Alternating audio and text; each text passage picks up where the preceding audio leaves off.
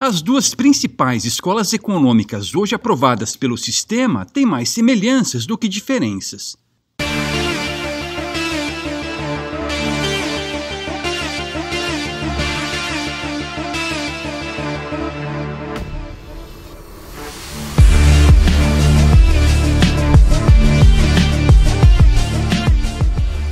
Sob um sistema monetário sólido, os governos tinham de funcionar de uma maneira que é inimaginável para quem viveu no século passado ou vive neste século. Como? Eles precisavam ser responsáveis fiscalmente. Já que não havia um banco central capaz de inflacionar a oferta monetária para permitir o pagamento das dívidas governamentais, o Estado tinha de controlar seu orçamento do mesmo modo que qualquer um de nós tem. Para quem vive sob um sistema monetário fiduciário, é bastante difícil imaginar um mundo em que a liberdade individual e a responsabilidade se sobrepunham ao autoritarismo estatal. Contudo, era assim que o mundo funcionava nos períodos mais prósperos da humanidade. O Estado se intrometia muito menos nas vidas dos cidadãos, que se responsabilizavam pelos resultados de suas escolhas.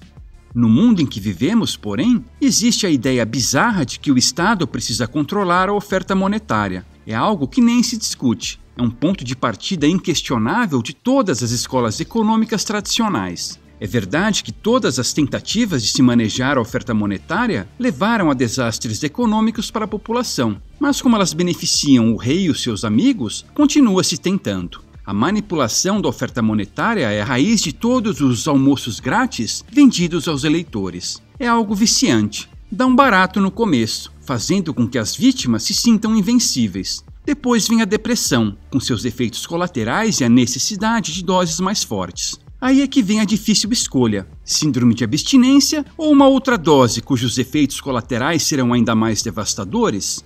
Para aqueles socialistas dublês de economistas, dinheiro é qualquer coisa que o Estado diga que é dinheiro. Consequentemente, para eles, é uma prerrogativa do Estado fazer o que quiser com o dito dinheiro. E, inevitavelmente, isso implica imprimir quantidades cada vez maiores do mesmo para satisfazer os objetivos do Estado. O que eles procuram definir, portanto, é só a melhor maneira de expandir a base monetária e para que fins. O fato de o ouro ter sido usado como dinheiro por milhares de anos já é por si só uma refutação dessa teoria. Ainda, o fato de os bancos centrais guardarem grandes quantidades de ouro é outra refutação. E o golpe fatal nessa teoria é o sucesso e o crescimento do Bitcoin, que vem sendo adotado por muitos como dinheiro voluntariamente, graças apenas às suas propriedades monetárias.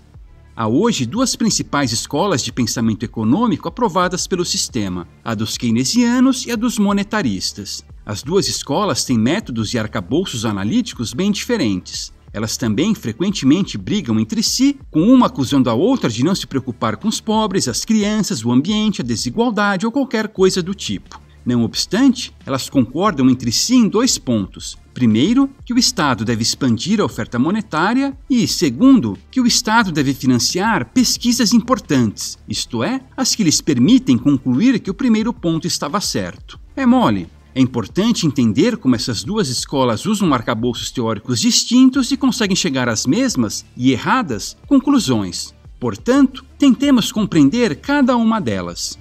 Keynes foi um investidor fracassado e um estatístico que nunca estudou economia, mas era tão bem conectado com a classe dominante britânica que aquele amontoado de bobagens que escreveu em A Teoria Geral do Emprego, Juro e Dinheiro foi imediatamente considerado um pilar da macroeconomia. Seu livro começa com a bizarra premissa de que a mais importante métrica econômica é o gasto agregado. Segundo ele, quando a sociedade coletivamente gasta muito, os produtores aumentam sua produção e mais pessoas são empregadas. Contudo, se a sociedade gasta mais ainda, além da capacidade dos produtores, há um aumento generalizado dos preços. Quando a sociedade gasta pouco, os produtores diminuem sua produção, demitindo trabalhadores, aumentando o desemprego e provocando uma recessão.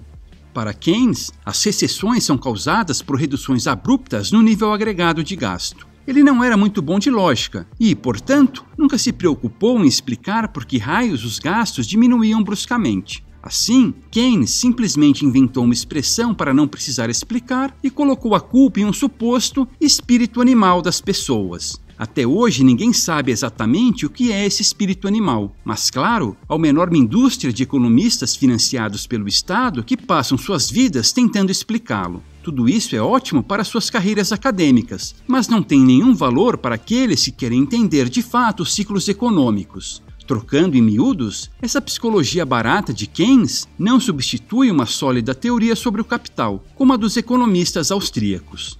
Keynes, então, vende sua suposta solução. Sempre que há uma recessão ou um aumento do desemprego, a causa é a queda no nível agregado de gasto, e a solução é o Estado estimular o consumo. Isso pode ser atingido de 3 modos: aumentando a oferta monetária, aumentando o gasto estatal ou diminuindo impostos. Desta última eles não gostam. Consideram o método menos efetivo, já que as pessoas não vão gastar tudo o que economizaram com a diminuição dos impostos. Elas podem economizar uma parte, e Keynes abominava a poupança. Para ele, o Estado deve aumentar a preferência temporal das pessoas, imprimindo dinheiro ou gastando mais. Pode haver consequências de longo prazo, mas ninguém precisa se preocupar com elas, já que, como Keynes escreveu, no longo prazo todos estaremos mortos.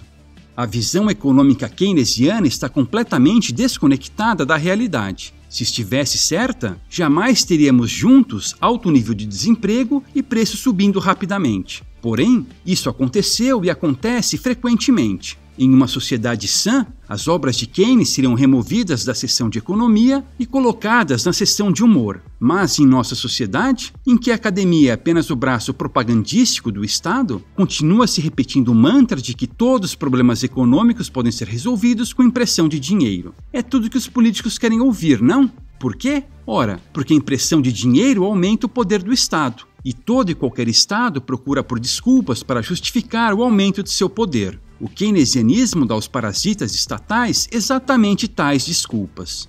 A outra escola de pensamento econômico aprovada por nossos donos é a dos monetaristas, cujo pai intelectual é Milton Friedman. Os monetaristas defendem uma versão distorcida de economia de mercado. Em uma espécie de estratégia das tesouras, a função deles é criar uma ilusão de debate intelectual, servir de saco de pancadas os keynesianos e impedir os que são curiosos intelectualmente de levarem em conta o livre mercado seriamente. A porcentagem de economistas monetaristas é minúscula comparada de keynesianos, mas a eles é dado um espaço desproporcional para apresentarem as suas ideias. Os monetaristas concordam com as premissas básicas dos modelos keynesianos, mas discordam de algumas de suas conclusões. Dessa forma, eles ousam recomendar um papel um pouquinho menor para o Estado. Os monetaristas se opõem à ideia de aumentar os gastos para eliminar o desemprego.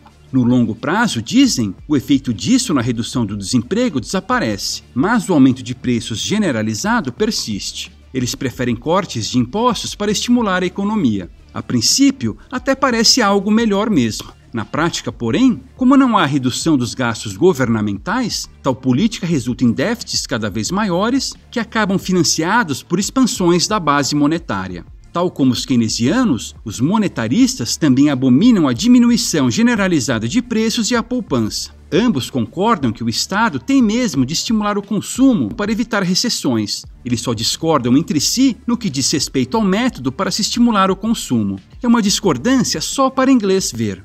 No final das contas, a principal conclusão dessas duas escolas é de que os bancos centrais devem expandir a oferta monetária a um ritmo controlado, encorajando as pessoas a gastarem e mantendo o desemprego baixo. Isso está tão sedimentado que sequer se debate a expansão da base monetária. Ela é dada como favas contadas. O credo das duas escolas é o consumismo e a satisfação imediata dos desejos, preferência temporal lá nas alturas. O impacto de tudo isso no mundo real é a cultura da irresponsabilidade, do endividamento e da compra compulsiva de um monte de porcarias desnecessárias. As consequências dessa mentalidade consumista acabam se espalhando por todos os aspectos de suas vidas medíocres, do lixo pseudo-artístico de que gostam à comida processada de que se alimentam. Enfim, uma vida fiduciária.